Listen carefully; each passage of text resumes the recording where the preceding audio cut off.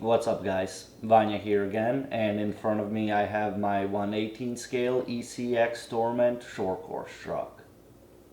This truck is priced right at $100 and it is 100% ready to run. It comes with a battery, charger, it's put together, it comes with all the electronics in there, it even comes with some AA batteries for the radio.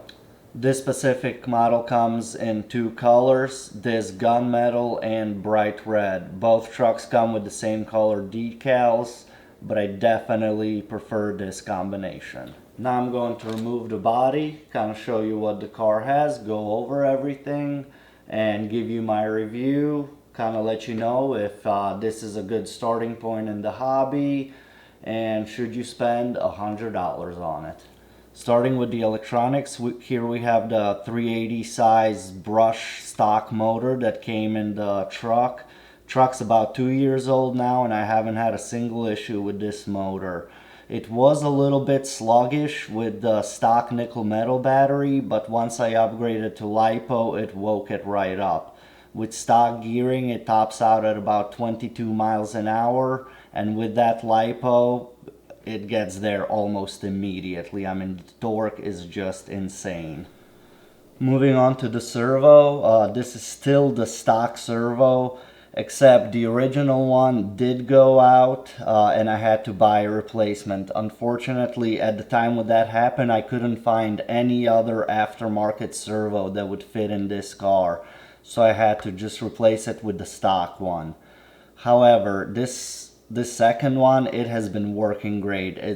I've had it for about a year and a half now and I've had no issues. So the first one, I'm just gonna guess that was probably a fluke and I should be okay from now on with this servo for at least a little while. Here we're looking at the ESC, and as you can see, this is not the stock ESC. The stock ESC that this car came with was a ESC receiver combo, so it's one unit, and one of those went out and I could not figure out which one, so I had to replace both. It was either I get something else or I just get the stock one, which fits right in. I didn't go that route just because it's about 25 bucks to replace. I had a brushed ESC sitting around. I had one sitting around. I threw it in there. There was plenty of room under that big short course body to fit a 10 scale ESC. This is the HPI ESC from a Sprint 2 Sport, and it's, not too huge, so it fit in there perfect. Also changed it out to Traxxas connectors. I don't have anything running EC3 that the truck came with. Now, since I just replaced the ESC and still had no receiver in the car, I decided to install one of these Spectrum receivers. It's just a cheap analog receiver that cost me 15, maybe 20 bucks, and hooked it up to a DX4C radio that I had sitting around. This drastically improved the range for the car from about 20 to 30 yards to as far as my eye can see now. We're looking at the chassis now, and starting with the tires, they're a little hard. Most RTR tires are hard. It's really easy to break traction, even if you're driving on concrete or asphalt, especially on a slick surface. It almost becomes like a drift car. And it doesn't feel like it has any foams in there. It might have some really soft foams, but I highly doubt it. It just feels like it's empty in there. So overall, the tires aren't the greatest, but then again, no RTR tire is that good, really. Now we're looking at the toe links and camber links, and they are plastic and non-adjustable, but for a $100 car, you really can't expect much more, and it's so tiny, you really don't want to be messing with that. If you really wanted to, you could install adjustable turnbuckles and stuff. It is riding on standard size balls, so that wouldn't be an issue. However, I don't see the point of really upgrading it. This is a four-wheel drive platform, so it has a front and a rear diff as well as a slipper clutch in the middle. It's probably kind of hard to see, but the center drive shaft is aluminum. This truck is not without its tuning options. You can definitely tune that front and rear diff. You can tune your slipper clutch as well as shocks. The shocks are oil filled and they have 2 mounting spots on the shock tower and 3 at the bottom on the A-arm. Overall, the plastic on the truck is very good. It's very durable. Like I've said, I've had the truck for about 2 years. I let everybody drive it, kids, people who've never driven RC cars before. I take it outside in the driveway and on the street, and I've still yet to break a single part on it. One of the things that does kind of bother me on the car is that it's very bouncy. Front and rear, and no matter what I do to the shocks, no matter what position I put them in, I put way heavier shock oil in the shocks and it just doesn't want to stop bouncing.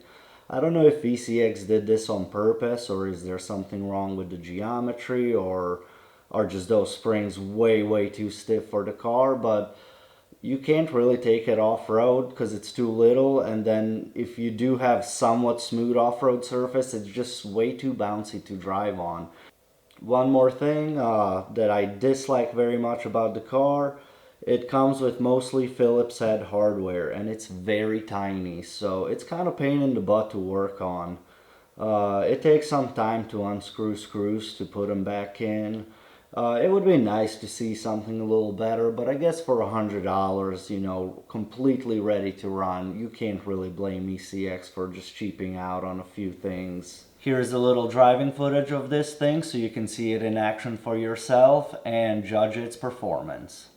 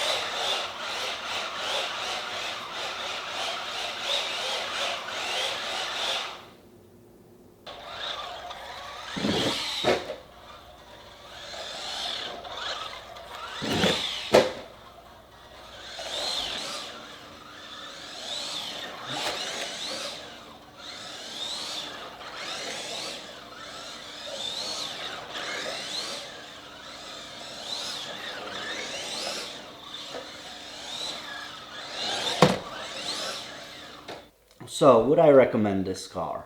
Absolutely yes. For $100, you're getting a lot of fun here. This is a full hobby grade car. All the parts are replaceable. If you break anything, ECX makes all the replacement parts.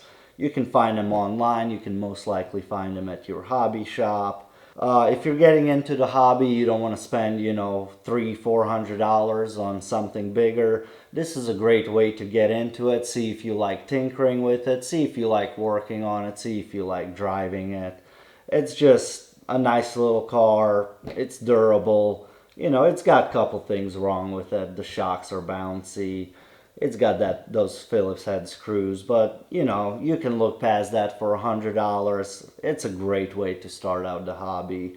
If you're looking for something to just drive around, you already have a bunch of cars, you want something to drive around the house when it's raining outside, or snowing, too cold, doesn't matter.